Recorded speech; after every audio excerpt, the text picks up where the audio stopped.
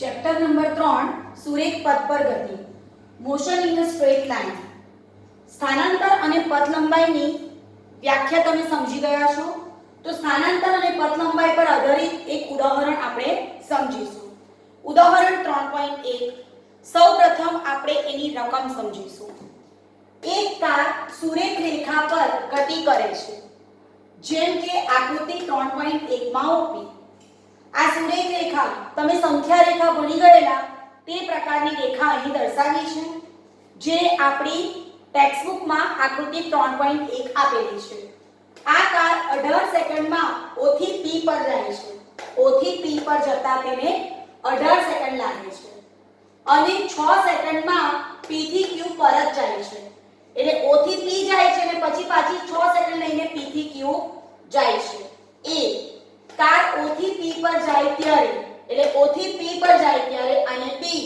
O થી P પર જઈ Q પર પાછી ફરે ત્યારે તેનો સરેરાશ વેગ અને સરેરાશ ઝડપ શોધો મિત્રો આપણે જાણીએ છીએ કે સરેરાશ વેગ બરાબર સ્થાનાંતર છેદમાં સમયગાળો અને સરેરાશ ઝડપ બરાબર પથ લંબાઈ એટલે કે કાપેલું કુલ અંતર છેદમાં સમયગાળો આપણે વારાફરતી જોતા જઈશું પહેલા ફક્ત આપણે એ મુદ્દાની ચર્ચા કરીશું એક કાર સુરેખ પથ પર ગતિ કરે છે અહીં આપણે આપણી રકમમાં O થી P ને Q ની જરૂર છે એટલે આપણે ટેક્સ્ટબુકની ફિગરમાં R દર્શાવ્યું છે તે દર્શાવ્યું નથી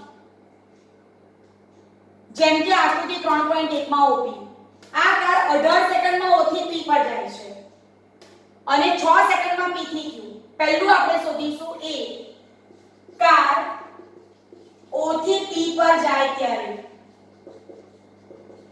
પહેલી ગણતરી આપણે આ કરીશું મિત્રો તમને ખબર છે કે સ્થાનમાં થતો ફેરફાર એટલે સ્થાનાંતર એટલે અંતિમ અને પ્રારંભિક સ્થાન જ જોઈશું તો સ્થાનાંતર મળશે અને પથ લંબાઈ એટલે સમગ્ર ગતિપથ પર કણે કાપેલું કુલ અંતર તો આપણે O થી P પર જાય ત્યારનું પહેલા શોધીશું સ્થાનાંતર જો કણ O થી P પર જાય ત્યારે પહેલું સ્થાન 0 છે અને બીજું સ્થાન 360 છે એટલે સ્થાનાંતર આપણે લખીશું PO બરાબર 360 0 360 મીટર અહીં આપણને એકમ મીટર આપેલું છે હવે આપણે શોધીશું પથ લંબાઈ તમે જોઈ શકો છો O થી P પર જાય ત્યારની વાત છે એટલે આપણે કણે કાપેલું કુલ અંતર શોધવાનું છે તો તે પણ 360 જ છે હવે O થી P પર જાય ત્યારે આપણે સરેરાશ વેગ અને સરેરાશ ઝડપની ગણતરી કરીશું સરેરાશ વેગ બરાબર સ્થાનાંતર છેદમાં સમયગાળો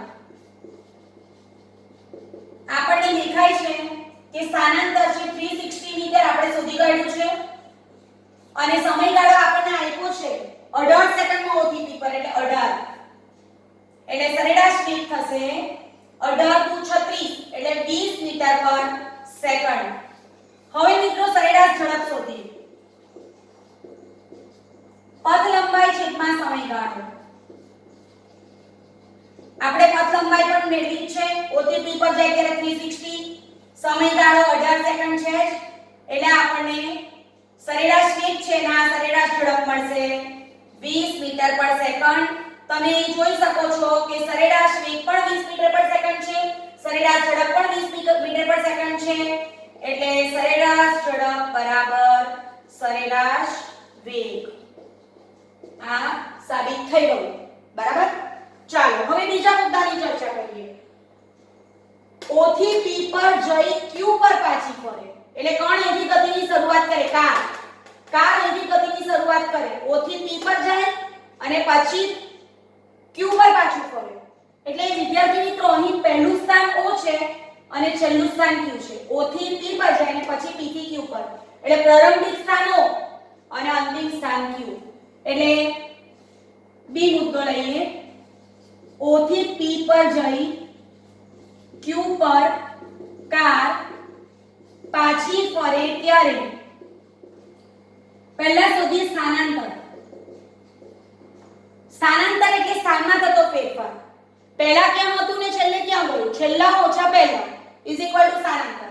તો જો બરાબર સમજો આ મુદ્દો. O થી P પર જઈને P થી Q પર આવે એટલે અંતિમ છે Q અને પ્રારંભિક છે O.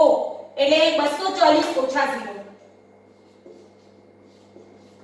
Is equal to 240 metre. બરાબર. હવે આપણે સરેરાશ વેગ શોધી જ કાઢીશું.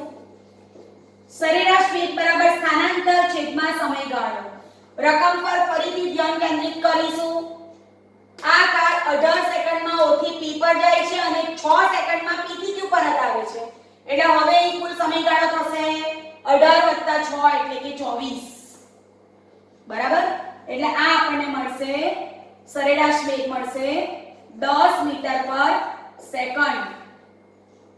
હવે સરેરાશ ઝડપ એટલે શું? તો સમગ્ર ગતિપથ પર કણે કાપેલું કુલ અંતર.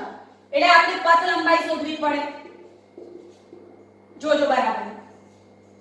કણ O થી P પર આવે છે પછી P થી Q પર જાય છે. જો O થી P પર આવે તો 360 વત્તા P થી Q પર આવે તો આ 360 છે ને આ 240 છે. 360 માંથી 240 માઈનસ કરીએ તો શું બચશે? 120. એટલે ટોટલ અંતર કાપ્યું એને 480 મીટર. બરાબર છે. સ્થાનાંતરમાં અહીંથી અહીંયા ને અહીંથી અહીંયા આવ્યું એટલે આટલું જ પ્રારંભિક અંતિમ.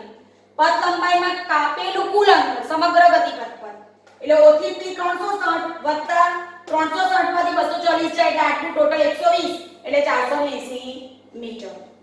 હવે જોઈએ સરેરાશ ઝડપ. પથ લંબાઈ કેટલી છે? 480 અને સમયગાળો હમણાં આપણે જોઈ ગયા કે O થી P પર 18 અને P થી Q પર 6 એટલે 18 + 6 24 એટલે કેટલા આવ્યા? 20 મીટર પર સેકન્ડ. આ આવી ગઈ સરેરાશ ઝડપ. તમે અહીં જોઈ શકો છો કે સરેરાશ ઝડપ ગ્રેટર ધેન સરેરાશ વેગ. યાદ રાખજો સરેરાશ ઝડપ એ સરેરાશ વેગ જેટલી હોઈ શકે અથવા એના કરતા વધારે હોય. સરેરાશ ઝડપ એ સરેરાશ વેગ કરતા ઓછી હોઈ શકે નહીં. બરાબર. એટલે આપણે જે કંઈ કર્યું અહીંયા તેમાં સૌથી પહેલી બાબત શું હતી? કાર સુરેખ રેખા પર ગતિ કરતી હતી.